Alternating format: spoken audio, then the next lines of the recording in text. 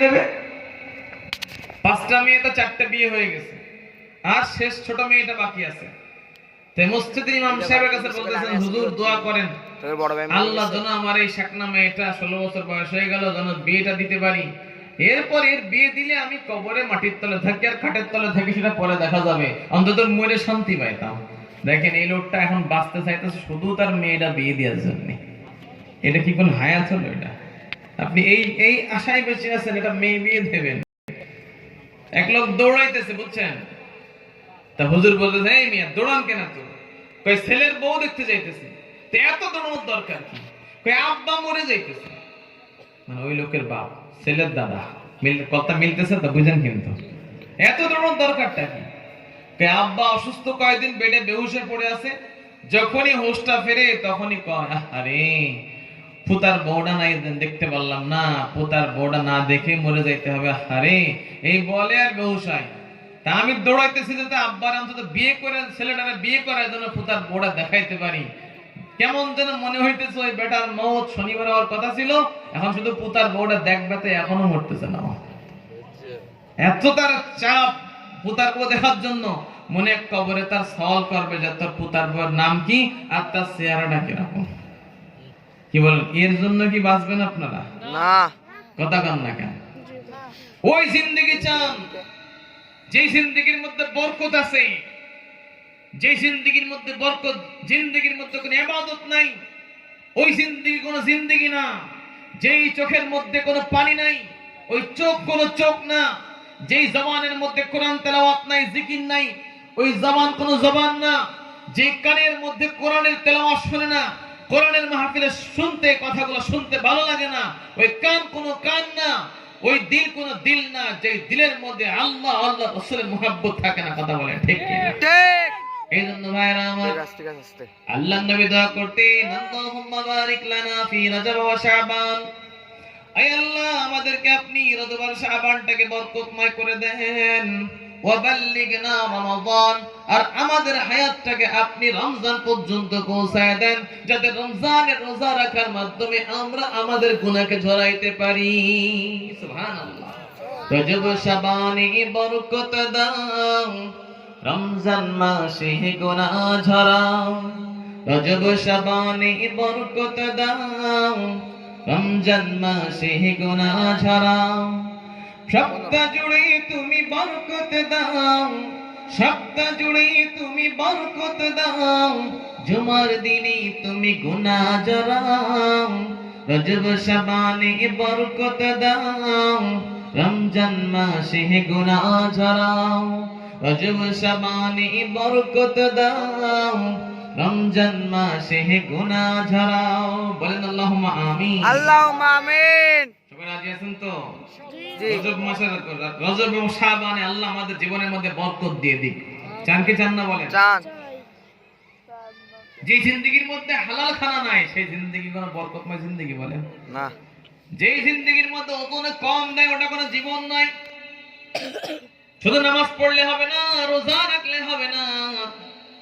আমার সম্মানিতা মা ও বোন, অনেক মা আছে নামাজ পড়েন, কোরআন তেলাওয়াত করেন, আবার জিকিরও করেন, কিন্তু দুঃখের বিষয় টিভির মধ্যে গান বাজনা চলে, নাটক চলে, উনি নাটকও দেখে আবার তাসবিহ নিয়ে সুবহানাল্লাহ জিকিরও করে।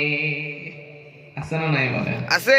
দাদি তুমি জিকির করতেছো আবার টিভি দেখতেছো, কই চোখও কাজ করতেছে তো মুখও চলুক, মানে দুধ দিয়ে গু দিয়ে মাথায় খাচ্ছে একেবারে। বলেন না নাউজুবিল্লাহ। নাউজুবিল্লাহ। মুরব্বী আছে না নাই বলেন? আছে। সামনে মুরব্বীরা বসা তো রাগ করে কিনা, কারোর সাথে যদি মিলে যায় তাতে খেপে দেওয়া আমার করে। রাগ করেন না, এরা মুরব্বী আছে। অনেক মুরব্বী আছে 70 বছর বয়স পার হয়ে গেছে, চার দোকানে যে বসে, সব যুবক বাড়ি চলে যায়, বুড়ো নড়ে না। রাত 1টা পর্যন্ত কেতলির পানি শেষ না পর্যন্ত চার দোকানতে বুড়ো ঠ্যাং নামে না। আছে না নাই বলে? একেবারে কেতলির পানি শেষ হবে, টিভির শোন সিনেমাটা শেষ হবে, তারপরে বাড়ি যাবে। শহরে তো দোকান ঘাটে তো টিভি দেখেন, এগুলো গ্রামে বেশি চলে। আছে না নাই বলে? কি জিন্দেগি! এই জন্য ভাইরা আমার, ভাইরা আমার, খুব সাবধান। এমন জীবন চান যে জিন্দেগির মধ্যে বরকত আছে, এমন জীবন চান যে জিন্দেগির মধ্যে আল্লাহর রহমত আর দয়া আছে, হালাল খাবেন, হারাম খাবেন না। নামাজ পড়বেন শুধু, রোজা রাখলেন না, রোজা রাখলেন কিন্তু দান সদকা করলেন না। আবার দান তো করতেছেন কিন্তু দানের টাকা আপনি ওজনে কম দিয়ে টাকা কামানোর পয়সা, বলেন নাউজুবিল্লাহ। নাউজুবিল্লাহ। হারাম টাকায় দান করলে নাকি পাওয়া যায় না। আল্লাহর কোরআনের রাসূলের হাদিসের সারমর্ম হলো, কেউ যদি হারামের টাকা দিয়ে মসজিদ মাদ্রাসায় দান করে, সওয়াবের নিয়ত করার সাথে সাথে আল্লাহ তার আমলনামায় গুনাহ লিখে দেয়। নাউজুবিল্লাহ। ওজনে কম দেওয়ার দ্বারা টাকা হারাম হয়ে যায়, সুদের দ্বারা টাকা পয়সা হারাম হয়ে যায়, ঘুষের দ্বারা টাকা পয়সা হারাম হয়ে যায়, মিথ্যার দ্বারা পয়সা উপার্জন করলে ওই পয়সা হালালের জায়গায় হারাম হয়ে যায়, জনগণের মাল মেরে খাইলে ওটাও হারাম হয়ে যায়। আপনারা শুনেছেন কিছু কিছু প্রতিনিধি, জনপ্রতিনিধি আছে, সরকার থেকে বরাদ্দ হয় 5 টন, 2 টন দেয় আর 3 টন গায়েব করে দেয়। এই 3টা টন যে গায়েব করে দিল, এই 3টা টন মাল তার জন্য হালাল নাকি হারাম? হারাম। আর এইরকম লোক মাহফিলে এসে বলে যে আমি মসজিদে 10,000 টাকা দেবো, ওর টাকা নিয়ে কোনো লাভ আছে নাকি? কথা কম না কেন? কোনো লাভ আছে নাকি? এই জন্য ভাইরা আমার, এই মাহফিল আমি যা বলতেছি, আমার আগে যারা বলে গেছেন, সারা জীবন যত কথাই শুনবেন সবই কিন্তু একই কোরআনের কথা। কথা ঠিক কি না? একই কোরআনের কথা, একই হাদিসের কথা, কথার মধ্যে কোনো পার্থক্য পাবেন না। শুধু পার্থক্য আমরা কথাগুলো শুনে কে মানতেছে আর কে মানতেছি না, এটাই আল্লাহর দরবারে পার্থক্য করে দিবে। ঘুষ খাওয়া হারাম, সুদ খাওয়া হারাম, এটা কি আজকে জানলেন না জন্মের পরের থেকে জানেন? কিন্তু মানতেছি না আমরা। নামাজ না পড়া যে কবিরা গুনাহ, এটা তো আজকে জানার বিষয় না, তো জন্মের পরের থেকেই জানি আমরা। কথা ঠিক কিনা বলেন? আল্লাহর দরবারে পার্থক্য হবে কে মানতেছে আর কে মানতেছে না। এই যে বারে বারে এত মাহফিল, এত জুমার বয়ান, এত তাবলীগের বয়ান, এত কোরআনের কথা চলতেছে, কিন্তু আমাদের ভিতরে মানার যোগ্যতা হচ্ছে না। আপনি সারা বছর শুনলেন কিন্তু মানলেন না, ওই শোনার দাম আল্লাহর কাছে 1 পয়সাও নাই। কথা ঠিক কিনা বলেন? এজন্য ভাই মানতে হবে। বারে বারে বলার উদ্দেশ্য হলো, যদি পানি পাথরের পরে পড়তে পড়তে পড়তে পড়তে পাথর যদি ছিদ্র হয়ে যায়, এতবার কোরআনের কথা শুনতেছি, আমাদের দিলের মধ্যে কি আল্লাহর মহব্বত থেকে ছিদ্র হচ্ছে না? হওয়ার দরকার আছে না নাই বলেন? এই জন্য ভাইরা আমার, এই মাইকেল ভাই আর কুজু করে দাও, আমি কুজু হয়ে বয়ান করতেছি। আর তুমি একটু দিলে বন্ধ করে দিচ্ছ কেন? আমার কথা বলতে কষ্ট হচ্ছে। গজল গলে যারা আওয়াজটা দিলে ওই কাদাটা একটু স্লো করে দিও, ব্যাস ঠিক আছে।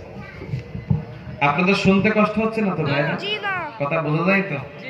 এই জন্য ভাইরা আমার, আল্লাহ নবী দোয়াটা করে গেছেন, আমরা ইনশাআল্লাহ এই দোয়াটা করব। আজকে থেকে শুরু করব, একেবারে রোজার চাঁদ দেখা পর্যন্ত এই দোয়াটা করতেই থাকবো, বলেন ইনশাআল্লাহ। এই রজব মাস, শাবান মাস, এটা হলো রমজানের প্রস্তুতি নেওয়ার মাস। আপনি ঢাকা গার্মেন্টস চলে যান, সিল্ক মিল আছে, কাপড় তৈরি হয়, চলে যান, ওরা দেখেন রমজানে যে কাপড়গুলো বিক্রি হবে, গার্মেন্টসে যে সমস্ত জামা কাপড় রমজানে বিক্রি হবে, তারা এখন থেকে বানানো শুরু করে দিয়েছে। কথা ঠিক কিনা বলেন? জিজ্ঞেস করবেন ভাই এখন কেন বানাইতেছেন? এখনো তো ঈদ আসে না, এখনো তো রমজান আসে নাই, ঈদের বাজার তো এখনো শুরু হয় নাই। বলবে ভাই আমার বিক্রি হবে তখন, নগদ নগদ বানায় দেশে বিদেশে সাপ্লাই দেওয়া সম্ভব হবে না। এই জন্য রোজা আসার 2-3 মাস আগের থেকে আমরা রমজানের প্রস্তুতি গ্রহণ করলাম। সামান্য দুনিয়ার জন্য যদি 2 মাস 3 মাস আগের থেকে সারা দুনিয়ার মানুষ ব্যস্ত হয়ে যায়, তাহলে আজ বাদে কাল মরে যাব, আর কোনোদিন ফিরে আসবো না। ওই আখিরাতের জন্য রমজান মাস আল্লাহ দিয়েছেন। সারা বছর যা ইবাদত বন্দেগী না করতে পারবো, এক রমজান ঠিকমতো আমল করলে আমার আপনার 1000 বছরের থেকেও বেশি নেকি কামাই হয়ে যাবে। এই জন্য আল্লাহ নবী রজব মাস থেকেই প্রস্তুতি গ্রহণ করতেন। রজব মাস থেকে বেশি বেশি নামাজ, রজব মাস থেকে বেশি বেশি রোজা, রজব মাস থেকে বেশি বেশি তেলাওয়াত, রজব মাস থেকে বেশি বেশি জিকির, রজব মাস থেকে বেশি বেশি দান সদকা, এই নেক আমল যদি করতে পারি, তাহলে রমজান মাস আসার পরে আমার জন্য এই সমস্ত নেক আমল করা অভ্যাসের কারণে অনেকটা সহজ হয়ে যাবে। ঠিক কিনা বলে? আজকে যে সাইকেল চালানো শিখলো, এই মাত্র আজকে শিখছে, ও কি ঢাকার এই যে মেন হাইওয়ে রোড এরপরে উঠতে পারবে বলেন? যদি ওঠে অ্যাক্সিডেন্ট করতে পারে। কিন্তু যে 6 মাস চালাইছে, যে 1 বছর চালাইছে, বা কমপক্ষে 2 মাস, আজকের থেকে যে 2 মাস পর্যন্ত সাইকেল চালাইছে, ওই লোকটা উঠে সে চালায় এখান থেকে পৌঁছাতে পারবে। কিন্তু যে আজকে শিখলো, ওর জন্য কি চালানো সম্ভব হবে? একই উদাহরণ মেনে নেন। আপনি এখন থেকে নামাজের অভ্যাস করলেন না, এখন থেকে 5 ওয়াক্ত নামাজের পাশাপাশি 2-4 রাকাত নফল নামাজ পড়ার অভ্যাস করতেছেন না, এখন থেকেই দানের মাত্রাটা বাড়াইতেছেন না, এখন থেকে কোরআন তেলাওয়াত বাড়াইতেছেন না, এখন থেকে জিকির আজকার বাড়াইতেছেন না, শুধু শুনতেছেন রমজান আসতেছে, করতে করতে রজবটা পার হয়ে যাবে, শাবান মাস চলে আসবে, 1 2 3 4 5 তারিখ করতে করতে একটা সময় হবে শাবানের 28 তারিখ 29 তারিখ হয়ে যাবে। হঠাৎ শুনবেন আজকে রমজানের চাঁদ দেখতে হবে, চাঁদ উঠলো কিনা। যদি খবর শোনেন চাঁদ উঠে গেছে, তখন ওই মুহূর্তে কিন্তু আপনার জন্য 2 রাকাত বেশি নফল নামাজ পড়ার অভ্যাস থাকবে না। বসে যান মাশাআল্লাহ। যার অভ্যাস থাকে না, তো রমজান চলে যাবে, 2-4 রাকাত নফল নামাজ পড়বেন, এই তৌফিক আপনার হবে না। রমজান চলে যাবে, একটু বেশি দান করবেন, তৌফিক হবে না। রমজান চলে যাবে, কোরআন তেলাওয়াত করবেন, দেখবেন গত মাসটাও যেমন গিয়েছিল রমজান মাসটাও তেমন যাইতেছে। বোঝা গেল আপনি আগের থেকে রমজানের কোনো প্রস্তুতি গ্রহণ করেন নাই। এই জন্য আল্লাহ নবী 2 মাস আগের থেকে দোয়া করতেন, পাশাপাশি প্রস্তুতিও গ্রহণ করতেন।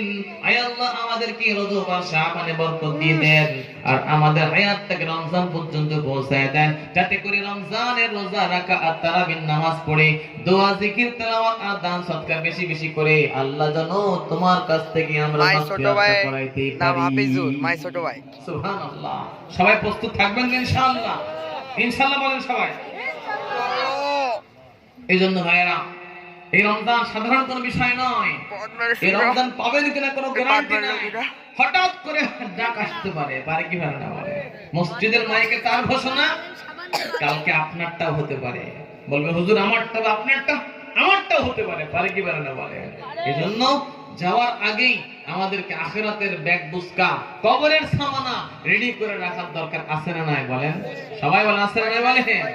একদিন তোমারি নাম মসজিদে হবে এলাম, একদিন তোমারি নাম মসজিদে হবে এলাম।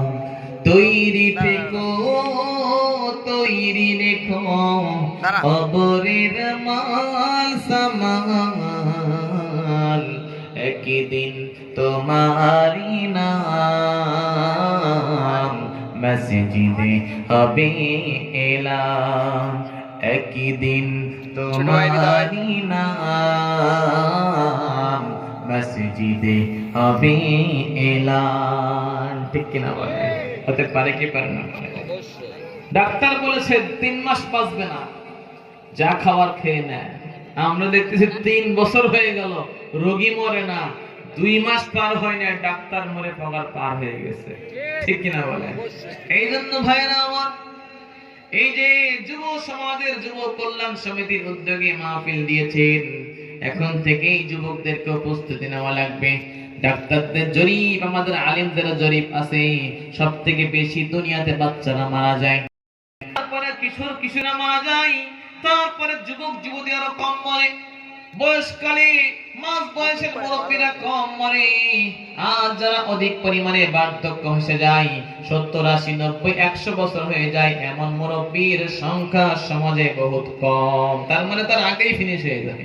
কথা ঠিক কিনা বলেন?